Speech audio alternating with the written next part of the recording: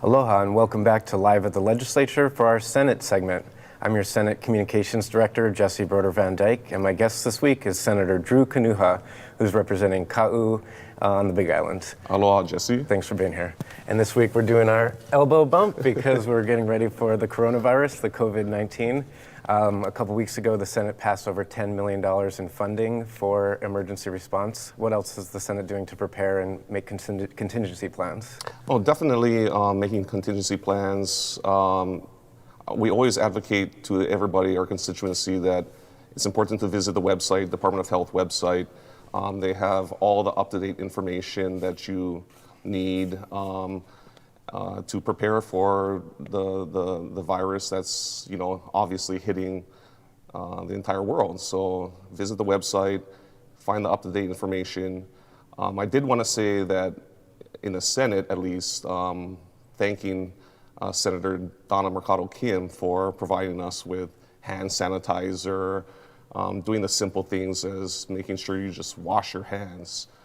So that's some of the small things that we can prepare to do. And obviously, we're going to be looking at more funds in the future on the preparation for this deadly virus. But visit the Department of Health website, and you can get that information as fast as possible. So for the meantime, we're preparing for the worst, but hoping for the best. Yes. And doing what we can to prevent the spread as much as possible. Yes. Back in your home district of Kona and Ka'u, I know the heat in classrooms has been a major issue. How have you been dealing with that? I did propose legislation this year and asking for capital improvements for the schools, for the district, actually for the whole island. But I definitely want to figure out first if I can get funding to cool our schools.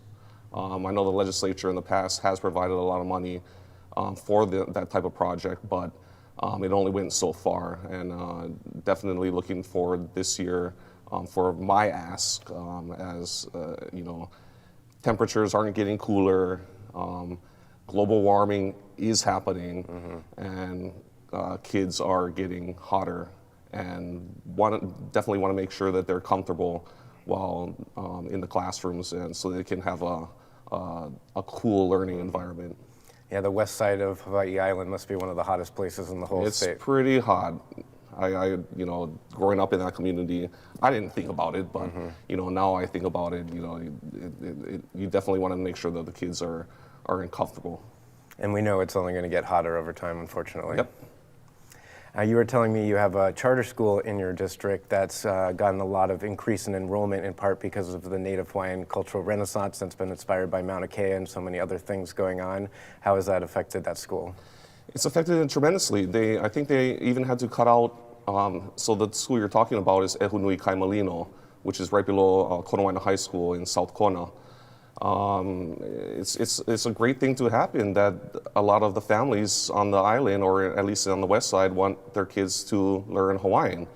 And Ehunui Kaimalino is a great school, a great charter school to go to for them to learn, Hawaiian language. I didn't have the opportunity growing up to go to a charter school or learn Hawaiian. My father never spoke Hawaiian. My grandfather spoke Hawaiian, but they didn't speak it to my father because it was not something that, they were brought up not teaching the language to their kids. And that's how I grew up too. So it's a great opportunity for the families to take their kids to learn Hawaiian. But this school has seen enrollment increase in the past year, and they had to cut out one of the grades because of it. And hopefully with this session, we can get the adjacent land purchase to build more classrooms. And hopefully the school doesn't send the families away, and the kids can learn Hawaiian language at the school. So it's a good opportunity for us this year to try to purchase the land to increase the enrollment at Ehunui Kaimalino. It really is amazing, the renaissance that's happening. I used to work for Senator Akaka, and he told me that his parents both spoke Native Hawaiian, and that they told him not to speak it. It wasn't allowed. Yep. He was forced to speak English, and then his children have learned Hawaiian, and now they're part of this renaissance that's happening now. Absolutely, I think it's great. And what does it mean to you to be a Native Hawaiian in the Hawai'i State Senate? Oh, it's awesome. When I first got elected to the council on Hawaii Island, I was the only Hawaiian on the council. And continuing on, when I became chair, we had our mayor, Billy Kinoi. He was a Hawaiian mayor. I was the council chair as a Native Hawaiian, and it was awesome to see, to work with him and do a lot of good things for Hawaii Island. And to come to the legislature, I'm one of several in the Senate. There's several in the House, and it's a great opportunity to advocate for Hawaiian values, a lot of the stuff that our community, we always try to get the Hawaiian community out to vote, be part of the process, continue the conversation of how we move forward as a Hawaiian community, as a lahui. But it's a pretty cool thing. Yeah, on opening day, it was really inspiring to see the number of Native Hawaiian children who are here and who are now inspired to be part of the political process and want to make a difference. Absolutely. And speaking of children, you're one of the youngest senators. How old are you?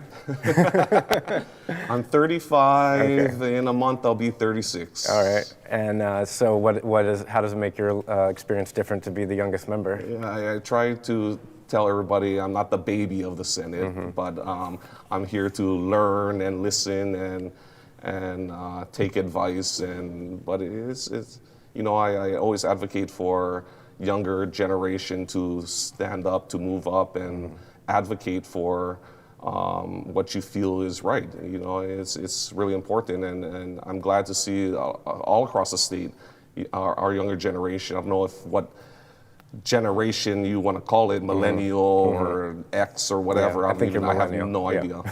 But I think it's good that our younger generation moves up and speaks for themselves. And your colleagues picked you to be the caucus leader. What do you do in that role?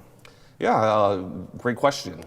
That was the question I asked when I first became caucus leader. Yeah. Was what is a caucus leader? It's a role. I'm part of leadership, and great to have support of my colleagues. Great to have support of our Senate President Ron Kochi, in being part of this position. It's a role that I had to learn. It's something that when we're in caucus meaning the senators get together, majority caucus gets together, and we talk about what's going to be happening on the floor of the Senate. So a lot of times, we want to make sure that things that any senators have issues about, we get them out in caucus. It's behind closed doors. There's no votes taken. We're not allowed to do any of that. It's just something that we can be frank to each other before coming out on the Senate floor. And if you can't come to an agreement, then you bring the debate to the floor. Then you bring the debate on the floor. And we just want to make sure that everybody is okay. Yeah. All right, well, thank you so much for joining us this week. Instead of shaking your hand, I've got some more hand sanitizer for you. And thanks, everybody. We'll be back next week at Live in the Legislature.